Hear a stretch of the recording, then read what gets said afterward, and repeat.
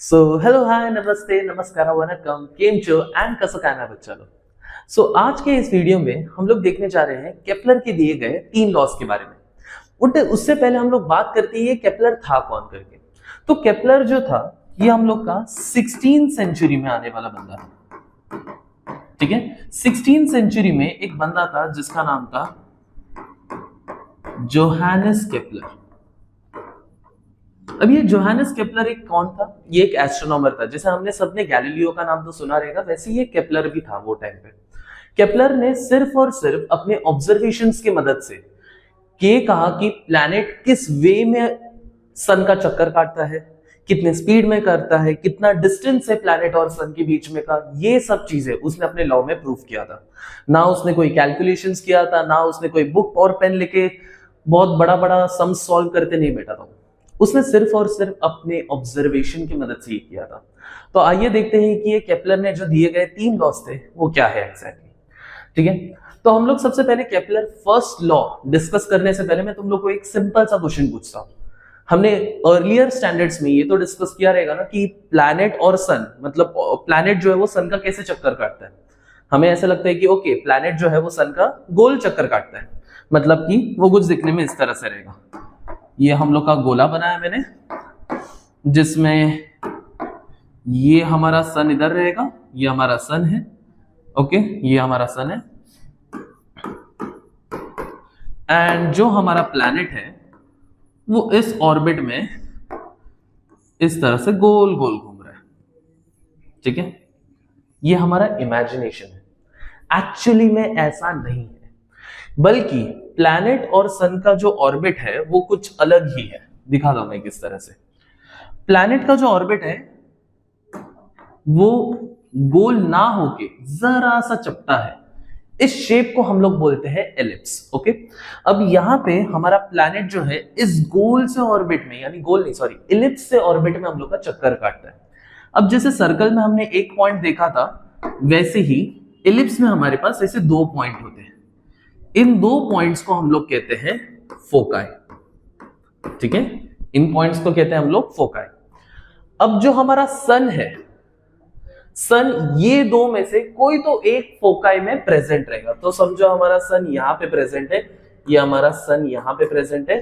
तो हमारा जो प्लैनेट है इस गोल से ऑर्बिट में चक्कर काट रहा रहेगा। ओके, सो हम लोग का केपलर का पहला लॉ क्या इंडिकेट कर रहा है? केपलर का पहला लॉ कुछ इस तरह से जाएगा। पहला चीज हम लोग इसमें बात करेंगे प्लैनेट का ऑर्बिट के बारे में। ठीक है, बता सकते हो प्लैनेट का ऑर्बिट कैसा है? हम लोग ने कंक्लूजन निकाल दिया था, प्लैनेट का ऑर्बिट गोल नहीं है, सर्कल नहीं है, एक कौन सा एक अंडा जैसा शेप है जिसका नाम क्या है बच्चों? एलिप्स। याद रखना इसका नाम है एलिप्स। ओके, प्लैनेट का ऑर्बिट एलिप्स है। और हमारा सन बताओ, सन कहां पे है? सन हमारा कहां पे है? सन मैंने बताया था, देखो जैसे हम लोग का सर्कल का बीच के पॉइंट को सेंटर कहते हैं, वैसे एलिप्स के भी 2 पॉइंट होते हैं जिसको हमने नाम क्या दिया था? फोकाई दिया था। तो याद रखना सन कहां पे है? सन है हमारा ये दोनों में से कोई तो एक जगह पे। ओके, तो इसलिए मैं लिखूंगा sun at one of the foci. Of course दोनों जगह पे तो सन हो नहीं सकता, दोनों में से कोई तो एक जगह पे रहेगा। इसलिए केपलर का पहला लॉ देखो, the orbit of the planet is an ellipse. Planet का ऑर्बिट कैसा है? एलिप्स है। With the sun at one of the foci. Sun हमारा कहां पे? दोनों में से कोई तो एक फोकाई पे रहेगा। ये था हमारा केपलर का पहला लॉ। अब बात करते हैं हम लोग केपलर के दूसरे लॉ के बारे में। केपलर का दूसरा लॉ ना काफी इंटरेस्टिंग था। पता है क्यों? क्योंकि हमें लगता था कि प्लैनेट जो है हर बार सेम स्पीड से ही चक्कर काटता है सन का, बट ये भी बात गलत था। प्लैनेट जो है उसका स्पीड चेंज होते रहता है, डिपेंड करता है कि वो सन के कितने पास है या सन से कितने दूर है। चलो इसको जरा अच्छे से समझते हैं। देखो केपलर का पहला लॉ हमने क्या बताया था? केपलर का पहला लॉ बताया था कि प्लैनेट का ऑर्बिट गोल नहीं है, प्लैनेट का ऑर्बिट कुछ इस तरह से एलिप्स शेप का है। अब चलो उसमें मैंने ये भी बताया था कि जो सन है, ओके, सन कुछ हमारा यहां पे रहेगा। ये देखो ये हमारा सन रहेगा। ठीक है, ये सन हो गया अपना। अब हम लोग यहाँ पे 2 प्लैनेट्स बनाते हैं। ठीक है, सपोज कि तुम्हारा प्लैनेट यहां पे, ये तुम्हारा प्लैनेट है। अब ये प्लैनेट को हम लोग इधर नाम देते हैं कि ये प्लैनेट जो है ये कौन से पोजीशन पे, ए पोजीशन पे। इस प्लैनेट को यहां से ओके यहां पहुंचने को, यानी ये पॉइंट को हम लोग क्या नाम देते थे, बी। मैंने क्या बताया, प्लैनेट को ए से, सॉरी प्लैनेट को हमारे ए से बी पे जाने के लिए कुछ टाइम लगता रहेगा। हम लोग ऐसे अज्यूम करते हैं कि 1 साल लग गया उसको, 1 साल लग गया प्लैनेट को ए से बी जाने के लिए। कोई बात नहीं, प्लैनेट वापस से बता तू कहां जाना चाहता है। चलो अभी मान के चलते हैं प्लैनेट सी पे है और उस सी से ये डी पोजीशन तक पहुंच गया। ठीक है, किधर से किधर पहुंच गया, ये सी से ओके ये सी से ये डी पोजीशन पे पहुंचा। ये डिस्टेंस भी कवर करने को प्लैनेट को यहां से लेके यहां जाने को भी उसे कितना टाइम लग गया, 1 साल लग गया। ओके कुछ तो हम लोग को पैटर्न दिखाई दे रहा है। पैटर्न यानी कि हम लोग को जरा समझ में आ रहा है। अगर किसी को मैं क्वेश्चन पूछूंगा तो उसको समझ में आएगा। प्लैनेट सपोज अभी यहां पे है, ठीक है, ये प्लैनेट यहां से एग्जैक्टली यहां जाने को भी, ठीक है, मतलब देखो कितना डिस्टेंस कवर कर रहा है, इतना छोटा सा डिस्टेंस कवर कर रहा है। अभी चलो इसको भी मैं नाम दे देता हूं, इसको नाम दे देता हूं ई, और ये प्लैनेट कहां पे पहुंच गया, एफ पे। ई से एफ पहुंचने को भी प्लैनेट को कितना टाइम लग गया, 1 साल लग गया। क्या दिखाई दे रहा है, क्या ऑब्जर्वेशन दिखा तुम्हें? ऑब्जर्वेशन एकदम सिंपल, जब प्लैनेट सन के पास होता है तो वो फास्ट जा रहा है। इसके लिए देखो ना, इतने कम समय में 1 साल के अंदर उसने ज्यादा डिस्टेंस कवर किया, बहुत ज्यादा फास्ट ट्रेवल कर रहा है ना, इसका मतलब यहां से यहां गया 1 साल में। तो बट जैसे जैसे प्लैनेट दूर होना स्टार्ट होता है तो देखो यहां से यहां जाने को, अभी देखो दूरी कम हो गया, बट देन तो कितना टाइम लग गया उसको, 1 साल लग गया। अब देखो प्लैनेट जो है वो सन से सबसे ज्यादा दूर पे, यहाँ पे उसको सबसे ज्यादा टाइम लग रहा है, मतलब 1 साल में देखो उसने सिर्फ इतना ही डिस्टेंस कवर किया। तो अगर हम लोग ये एक्चुअल मोशन में देखेंगे तो प्लैनेट का ऑर्बिट कुछ इस तरह से जाएगा। प्लैनेट जब यहाँ पे देखो स्पीड स्लो हो रहा है, और जैसे ही सन के पास आएगा तो वापस से फास्ट हो जाएगा, फिर दूर जाते समय स्लो हो जाएगा। तो केपलर ने ये आइडेंटिफाई किया था कि प्लैनेट जब सन के पास रहता है तो स्लो फास्ट जा रहा है, प्लैनेट जब सन के दूर होता है तो स्लो जाता है। अब इसको उसने ना जरा और अच्छे वे में एक्सप्लेन किया। कैसे एक्सप्लेन किया मैं समझाता हूं। तो उसने एकदम सिंपल सभी बच्चों को समझने के लिए उसने क्या बोला, हम क्या करते हैं, हम प्लैनेट और सन के बीच में एक लाइन ज्वाइन करते हैं। सन और प्लैनेट के बीच में ज्वाइन किया, चलो अभी ये एस है, मान के चलो, तो एस से ए में मैंने एक लाइन ज्वाइन किया, एस से बी पे मैंने एक लाइन ज्वाइन किया। अब यहां पे कुछ एक शेप बन गया, देखो ये रीजन बन गया है। इस रीजन को उसने इंडिकेट किया बाय नंबर 1, ठीक है, मतलब ये एक एरिया मिल गया उसको। अब सेम चीज उसने किया यहां पे, सन से सी पॉइंट को जोड़ा और सन से डी पॉइंट को जोड़ा। यानी कि देखो जब प्लैनेट सी पे था तो सी से डी जाने के समय उसने कुछ एक एरिया स्वीप किया। तो अब ये जो एरिया बन रहा है यहां पे, इसने उसको एरिया नंबर 2 बोल दिया। सेम चीज उसने क्या किया, वापस से सन से ई और सन से एफ जोड़ दिया, मतलब अभी ई से एफ जाते समय उस लाइन को जोड़ दिया। अब यहां पे भी कुछ एक एरिया दिख रहा है हमें, इस एरिया को उसने नंबर दे दिया 3। अब उसने सिंपल बोला, प्लैनेट को सेम टाइम लग रहा है हर जगह पे जाने को, और ये जो 1 2 3 ये 3 एरियाज दिख रहे हैं, ये एरिया भी क्या रहेगा, इक्वल। तो केपलर का तीसरा लॉ सिंपल वर्ड में अगर मैं लिखने जाऊं तो हमें लगा क्या, इक्वल एरिया, ठीक है, हर जगह पे एरिया क्या रहेगा हमारा, इक्वल रहेगा। इन, मुझे बताओ टाइम भी हर जगह पे सेम लगा ना, 1 साल इधर 1 साल इधर 1 साल इधर, इन इक्वल इंटरवल ऑफ टाइम, ठीक है। ये था केपलर का दूसरा लॉ। हमें तो समझ में आ गया क्या मैंने बोला था, जब प्लैनेट सन के पास रहेगा फास्ट जाएगा, प्लैनेट सन से दूर रहेगा तो स्लो जाएगा। बट उसने लिखा किस तरह से कि प्लैनेट और सन के बीच में जब मैंने एक लाइन ज्वाइन किया, इसलिए लिखा है the line joining the planet and the sun. क्या कर रहा है वो, स्वीप कर रहा है। स्वीप यानी जैसे झाड़ू मारते समय होता है, sweeps and equal area in equal interval of time. हर जगह पे हमें एरिया भी सेम मिल रहा है और जो टाइम लग रहा है वो भी हमारा क्या है बच्चों, सेम है। तो ये था हमारा केपलर का सेकेंड लॉ। नहीं समझ में आया तो एकदम सिंपल वर्ड्स में याद करता हूं। बताओ क्या हुआ, एक लाइन था जो क्या किया, ज्वाइन किया किसके बीच में, एक प्लैनेट और सन के बीच में।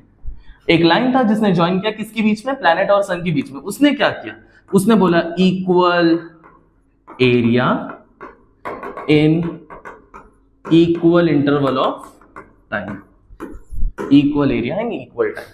A line joining between the planet and the sun sweeps an equal area in equal interval of time. ये था हमारा केपलर का कौन सा law, second law.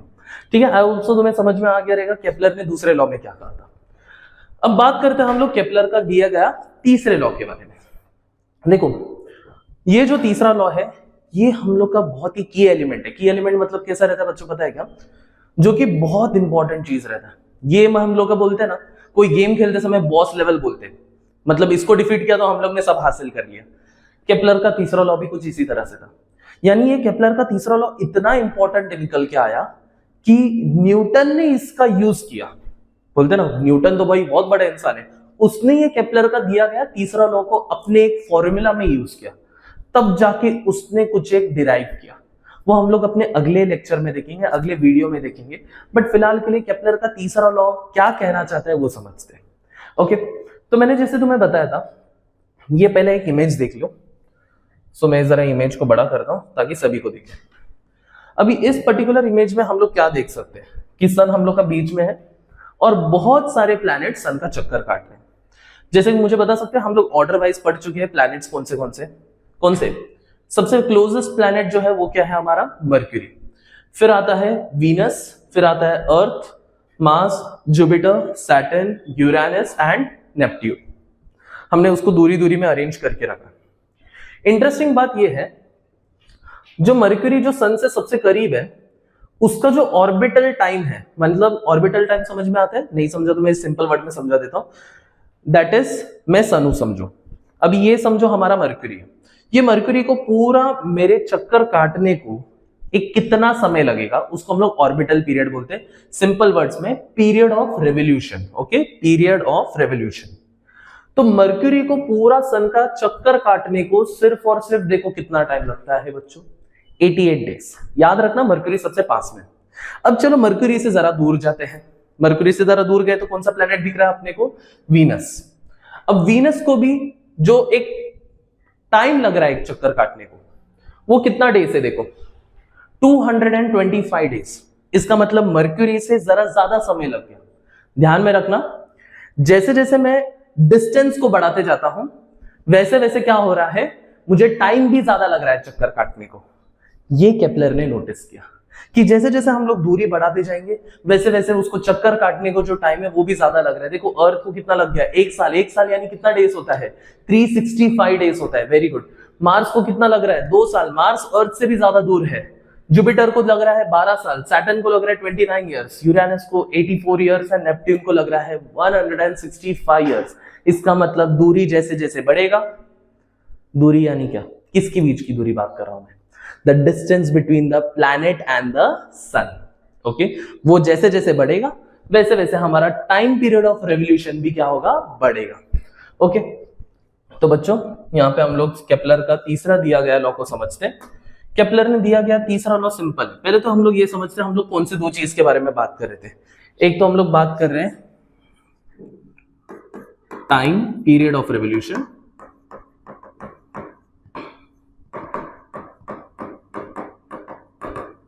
Okay, and दूसरा चीज जो हम लोग बात कर रहे हैं distance between planet and the sun. ये दो चीज के बारे में हम लोग बात करें। एक बात करें टाइम पीरियड ऑफ रेवोल्यूशन और एक बात करें हम लोग distance between planet and the sun. हम लोग एक काम करते हैं जरा चीजों को सिंपल करने के लिए। टाइम पीरियड ऑफ रेवोल्यूशन को हम लोग क्या मान के चलेंगे, T, and distance between planet and the sun को हम लोग क्या मान के चलेंगे, आर। बोलना क्या चाह रहा है वो देखो, जैसे जैसे मैंने डिस्टेंस यानी आर को बढ़ाते जाऊंगा, आर को मैं बढ़ाते जाऊंगा, डिस्टेंस को जैसे जैसे मैं बढ़ाते जाऊंगा तो मुझे टाइम भी क्या करना पड़ेगा, टाइम भी देखो जैसे जैसे मैं दूरी बढ़ा रहा हूं वैसे वैसे मेरा टाइम भी क्या हो रहा है, बढ़ते जा रहा है। कौन सा रिलेशन दिख रहा है बच्चों? इसको कौन सा रिलेशन कहते हैं? यस, वेरी गुड, इसको हम लोग कहते हैं डायरेक्ट प्रोपोर्शन। इसको कहते हैं हम लोग डायरेक्टली प्रोपोर्शनल। डायरेक्ट प्रोपोर्शनल का एक सिंबल भी होता है बच्चों, याद करो, इस तरह से हम लोग एक सिंबल देते हैं ना डायरेक्टली प्रोपोर्शनल का। बस ये था हमारा केपलर का तीसरा लॉ। नहीं समझा? सिंपल वर्ड में समझा देता हूं। T square is directly proportional to R cube. क्या बोला मैंने? T square is directly proportional to R cube. मतलब क्या हुआ? टी का स्क्वायर लेना मतलब क्या हुआ? चलो, टी कौन है अपना? Time period of revolution. उसका क्या कर रहा हूं मैं? स्क्वायर कर रहा हूं। तो देखो, the square of its period of revolution around the sun. Okay, time period of revolution around the sun. ये सिंबल का मतलब क्या था? Is directly proportional to R का क्यूब। आर क्या अपना? Distance between planet and the sun. उसका मैं क्या कर रहा हूं? क्यूब।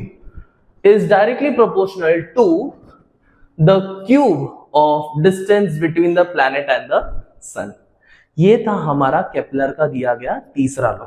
बोलना चाह रहा है बहुत सिंपल है। अगर तुम लोग ने ये मतलब समझा, टी का मतलब क्या है, आर का मतलब क्या है और ये फॉर्मूला क्या है, केपलर का तीसरा लॉ ऐसे ही आ जाएगा। चलो मैं उसको नहीं देखता, इसको देख के बोलता हूं। बोलो क्या था? टू का मतलब क्या है? Square. The square of time period of revolution around the sun. इस सिंबल का मतलब क्या है? इज डायरेक्टली प्रोपोर्शनल टू ये थ्री का मतलब क्या हुआ अपना? क्यूब। क्यूब किसका? The cube of distance between the planet and the sun. ये था हमारा केपलर का दिया गया तीसरा लॉ। अब ये जरा लॉ को हम लोग और अच्छे से इलैबोरेट करते हैं। T square is directly proportional to R cube दिया है ना, हमें डायरेक्टली प्रोपोर्शनल का एक सिंपल सा चीज पता है। अगर x और y डायरेक्टली प्रोपोर्शनल है, यानी कि डायरेक्ट रिलेशन में है, तो हम लोग क्या करते हैं? x ये सिंबल की जगह पे हम लोग इक्वल टू साइन डालते हैं। जैसे ही मैंने इक्वल टू डाला तो हम लोग एक कांस्टेंट को इंट्रोड्यूस करते हैं। ठीक है, क्या इंट्रोड्यूस करते हैं हम लोग? एक कांस्टेंट, एंड फिर हम लोग y डालते हैं। ओके, ये याद रखना, यहां पे यूज करेंगे। तो मैंने क्या देखा? T square is directly proportional to R का क्यूब। अब मैं बोलता हूं कि चलो ठीक है, मुझे ये चीज नहीं चाहिए, इसकी जगह पे मैं क्या डालने वाला हूं? इक्वल टू डालता हूं। इक्वल टू जैसे ही डाला तो मैं क्या इंट्रोड्यूस करूंगा? के स्टैंड्स फॉर कांस्टेंट। ठीक है, अब ये आर क्यूब जो है यहां पे क्या हो रहा है? मल्टीप्लाई हो रहा है ना। चलो इसको यहां पे लेके जाएंगे तो क्या हो जाएगा? डिवाइड। तो फॉर्मूला क्या बन गया है? T square upon R cube is nothing but K, जहां पे के को हम लोग क्या बोलते हैं? कांस्टेंट बोलते हैं। तो उसने सिंपल सा बोला कि अगर हम लोग टाइम पीरियड का स्क्वायर निकालेंगे एंड डिस्टेंस का क्यूब निकालेंगे और उनका मैं रेशियो निकालता हूं, हर बार हर एक प्लैनेट के लिए वो क्या आएगा? कांस्टेंट आएगा हमारा। तो बच्चों ये था केपलर का दिया गया तीसरा लॉ। आज की इस वीडियो में हम लोग ने सिर्फ और सिर्फ केपलर के दिए गए 3 लॉस पढ़े थे। इसके आने वाले वीडियो में हम लोग देखने वाले हैं कि ये जो केपलर का दिया गया ये इंपॉर्टेंट सा लॉ है, ये कौन से बंदे ने यूज किया था? न्यूटन ने यूज कैसे किया था, और न्यूटन को इसको मदद कैसे हुआ, क्यों इसने ये यूज किया और इससे उसने क्या फाइंड आउट किया, ये हम लोग अपने अगले वीडियो में देखेंगे। तो till that time take care and do your studies well. Thank you so much. चलो बाय बाय।